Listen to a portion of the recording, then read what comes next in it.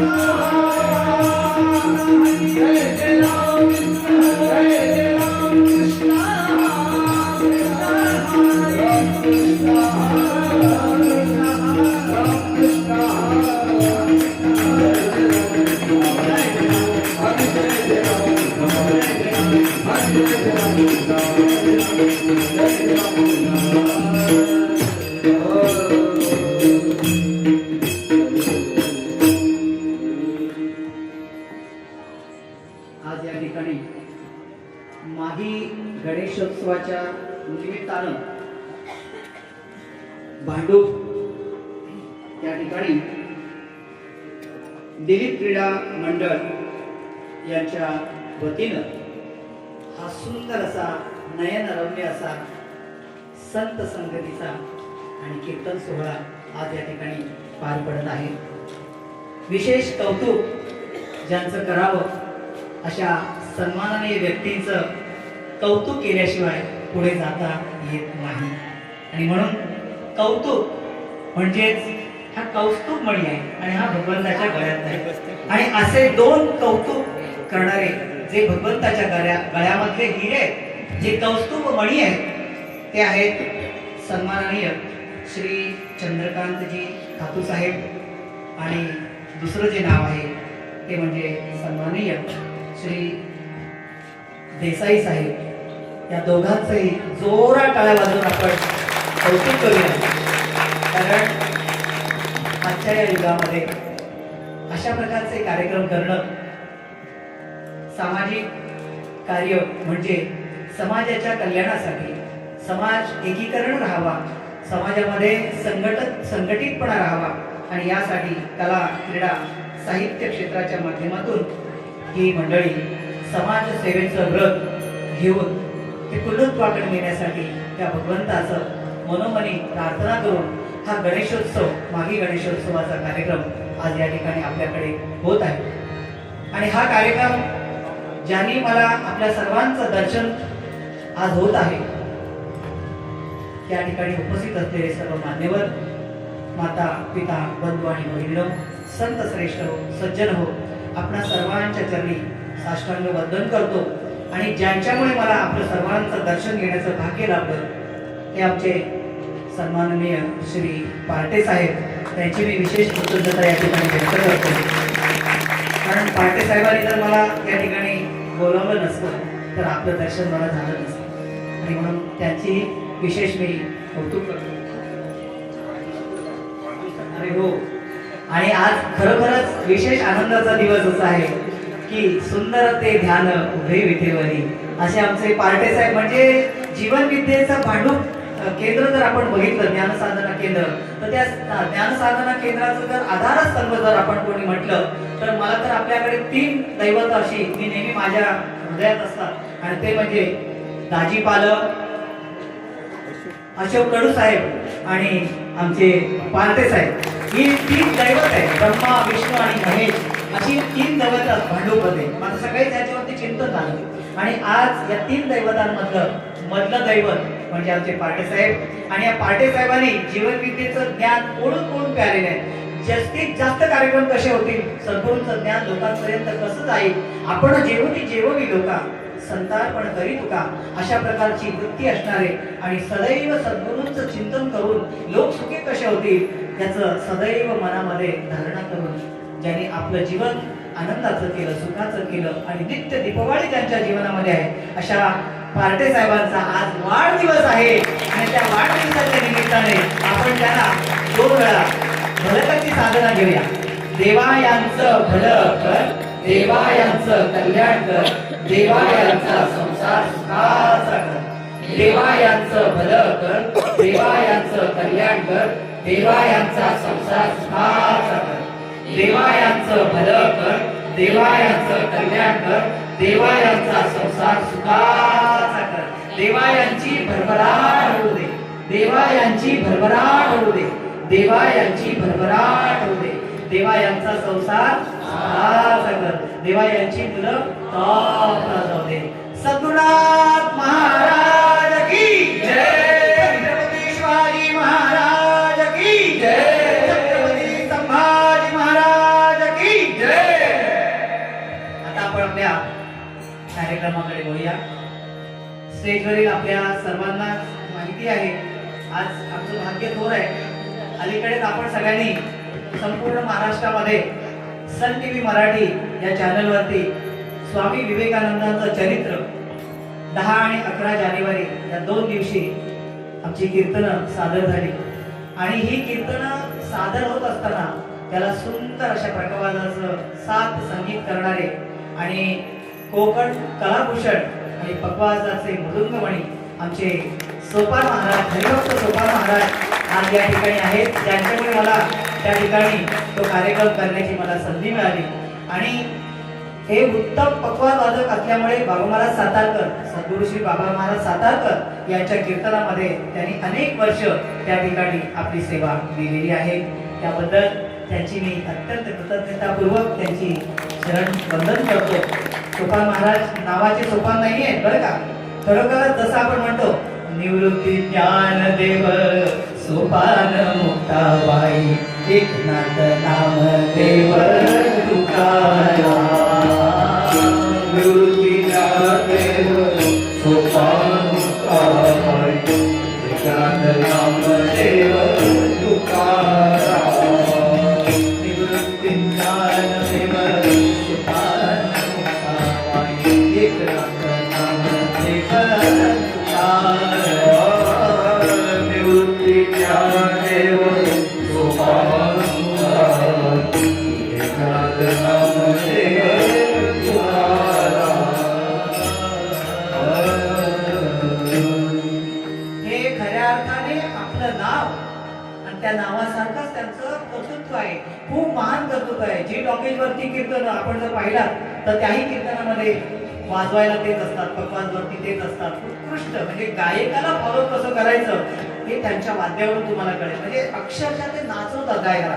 काही वाद्यवृंद असे असतात की मृदंग असे वाजवतात की गायकाला गायला देत नाही, आपलं दाखवतात काय. असे पण माझ्याकडे भरपूर लोक येऊन गेले. परंतु मला यांचं जे आवडलं ना वाद्य, अप्रतिम वाद्य, जोरात टाळ्या वाजवतात. महाराज आपल्या चरणावरती साष्टांग वंदन करतो, आपल्या कलेला वंदन करतो. आणि आपल्या बाजूलाच या ठिकाणी बसलेले आहेत. आपण जर बाबा महाराज सातारकरांची कुठलंही कीर्तन पाहिलं तर त्याच्यामध्ये मुख्य गायक जे असायचे ते आमचे हरिभक्त पारायण अभंग महाराज आज या ठिकाणी उपस्थित झालेले आहेत. माऊली, तुम्हाला सांगायला मला आनंद वाटतो. हे का घडलं? आज माझा जो विषय आहे तो विषय त्याच्यामध्ये घडलेला आहे. विचारांचे सामर्थ्य मोठे. इयत्ता 7वी इयत्तेमध्ये शिकत असताना आपल्याला माहिती असेल बाबा महाराज सातारकर यांचा हरिपाठ त्यावेळेला कॅसेट निघाल्या होत्या हरिपाठाच्या. आणि मला एवढं वेळ लागलं त्या हरिपाठाचं, मला स्वतःला बंद करून घ्यायचं एका रूममध्ये. आणि त्यावेळेला एवढे साऊंड सिस्टीम एवढी चांगली नव्हती. मग गावाला आपल्याला माहिती असेल पाणी गरम करायचं मडकं असतं, त्या मडक्यावरती उपरी ठेवायचा स्पीकर आणि त्या स्पीकरवरती तो हरिपाठ लावायचा आणि अशी तोरण लावायचं, लाईटीचं तोरण. आणि ते बरोबर त्या बीट्सला, त्या रिदमला ट्यून करायचं आणि ती लाईट आणि आपलं नृत्य असं करत तो संपूर्ण हरिपाठ मी म्हणायचो लहानपणी 7वी इयत्तेमध्ये असताना. आणि असा तो छंद लागला, असा छंद लागला, त्या छंदाने आज तुमच्यापर्यंत येऊन बसवलं. आणि बाबा महाराज सातारकरांच्या कीर्तनातील मुख्य गायक आणि वादक आज आपल्या समोर आहे. विचारांचे सामर्थ्य होतं किती महान आहे हे आज आपल्याला पहिल्याच उदाहरण की ज्याचा जया ध्यास तेची होय त्याचे मन. म्हणून आज मला सांगायला खूप आनंद वाटतोय. आणि भांडूप मध्ये यायला मला खूप आवडतं. भांडूप मध्ये यायला मला खूप आवडतं कारण सद्गुरू काय म्हणायचे माहितीये? सद्गुरू म्हणायचे पहिल्यांदा भांडूप मध्ये रात्री फिरणं सुद्धा कठीण असायचं. थोडी भयानक परिस्थिती होती, लाईट वगैरे व्यवस्था नव्हती. जर 25-20 वर्षापूर्वी जर आपण पाहिलं तर. पण आता भांडूप मध्ये बऱ्याच अर्थाने चांगल्यापैकी कार्यकर्ते सुद्धा चांगले आहेत आणि नामधारकांची संख्या तर दिवसेंदिवस प्रचंड वाढत चाललेली आहे, खूप प्रचंड वाढली आहे. या ठिकाणी आपलं नवजीवन मध्ये रामकलीमध्ये आता सुद्धा त्या ठिकाणी आपली प्रवचन होत असतात आणि आम्ही सुद्धा बऱ्याच वेळा त्या ठिकाणी आलेलो आहे. पण आता वेळ जास्त देता येत नाही कारण रोज कुठे ना कुठे कीर्तन आहेत, प्रवचन आहेत, चालू आहे. त्याच्यामध्ये बरीच प्रवचन परत शूटिंगला जावं लागतं. हे सगळं चालू झालंय. पण हे सगळं जे होतंय ना हे विचारांचं काय आहे? सामर्थ्य आहे. सद्गुरूंनी सांगितलंय विचारांचे सामर्थ्य मोठे सांगताती पै सद्गुरू अंतर्मन हे कल्पतो. त्या 7वी इयत्तेमध्ये जेव्हा मी शिकत होतो अजून एक गोष्ट घडली. विचारांचं सामर्थ्य सांगत असताना 7वी इयत्तेमध्ये नाटक निघालं. शाळेमध्ये नाटकं बसवायची. तर त्या पंपुशेट नावाचं ते नाटक होतं आणि त्या नाटकामध्ये आता साहजिकच माझा स्वभाव हा लहानपणापासून मला संत संगतीची आवड. बाकी कुठे जाणार नाही, पिक्चर नको, नाटक नको, मला कधी आवडलं नाही. पण रात्री झोपलेलो जरी असतो ना आणि जर लांब कुठे जरी कीर्तनाचा आवाज आला रामकृष्णरी, तो सगळे झोपलेले असताना गपचूप उठून निघून जातो एकटाच. मला कधी भीती वाटली नाही कारण मला माहिती आहे माझा भगवंत माझ्या बरोबर आहे. तेथे जातो तेथे तू माझा सांगाती झालं किती हाती धरोर्य. हा भगवंत अगदी बरोबर आहे. आणि अंधारातून मला माऊली सांगायला मला आनंद वाटतो. मला अंधारात पण दिसतं, अंधारात दिसतं मला. लाईट नसली तरी दिसतं. मी अंधारात कुठे जाऊ शकतो, मला जायला सांगा. हे विशेष आहे. आणि हे कशामुळे मिळाले सांगतो तुम्हाला. जेव्हापासून मला कळायला लागलं तेव्हापासून माझा एकच ध्यास होता की मला सद्गुरू पाहिजे. मग सद्गुरू भेटण्यासाठी काय करावं लागतं? तर नामस्मरण करावं लागतं. आणि आमच्याकडे कोकणामध्ये तुम्हाला माहिती आहे भात शेती असते, गुरं असतात आणि बाकी दुसरं काय तसं व्यवसाय काय नाही. मग माझ्याकडे काम काय आलं होतं? घोंगडी घ्यायची आणि रानामध्ये जायचं, गाई चरायला जायचं आणि आलं की शाळेमध्ये जायचं. परत संध्याकाळी आलं की आपला अभ्यास करायचा आणि परत सकाळी हे आपलं. पण त्या गुरं चालण्यामध्ये जो आनंद होता, एखाद्या बाजूला एका कोपऱ्यात कुठेतरी जायचं, घोंगडी टाकायची, मस्त डोळे मिटायचे आणि म्हणायचं विठ्ठल विठ्ठल विठ्ठल विठ्ठल विठ्ठल विठ्ठल विठ्ठल विठ्ठल विठ्ठल विठ्ठल विठ्ठल विठ्ठल